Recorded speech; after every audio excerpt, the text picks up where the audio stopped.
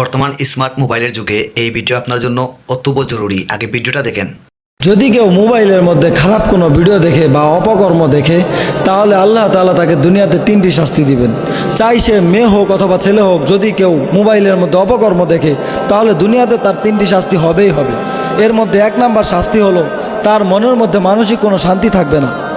যদি কেউ মোবাইলের মধ্যে খারাপ ভিডিও দেখে তাহলে তার মনের মধ্যে মানসিক শান্তি থাকবে না, কেননা এই খারাপ ভিডিও দেখার কারণে তার মনের থেকে মানসিক শান্তিকে আল্লাহ তাআলা উঠিয়ে নেবেন। আর 2 নাম্বার হলো তার রিজিকের মধ্যে অভাব দেখা দিবে।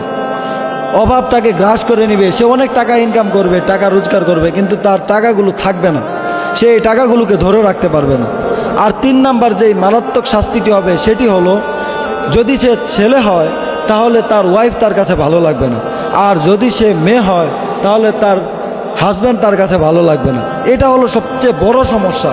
যদি আপনি মোবাইলের মধ্যে খারাপ ভিডিও দেখেন, অপকর্ম দেখেন, তাহলে আপনার কাছে মনে হবে যে ওই অপকর্মের মধ্যে যে আছে সেই মনে হয় ভালো, আমার হাজব্যান্ড আমার জন্য মনে হয় ভালো না, আমার ওয়াইফ মনে হয় আমার জন্য ভালো না, ওই অপকর্মের নারীটাই মনে হয় আমার জন্য ভালো, এরকম মনে হবে। এই জন্যই প্রিয় ভাইয়েরা আমার, মোবাইলের মধ্যে কখনোই কোনো অপকর্ম, কখনোই কোনো খারাপ ভিডিও দেখা যাবে না।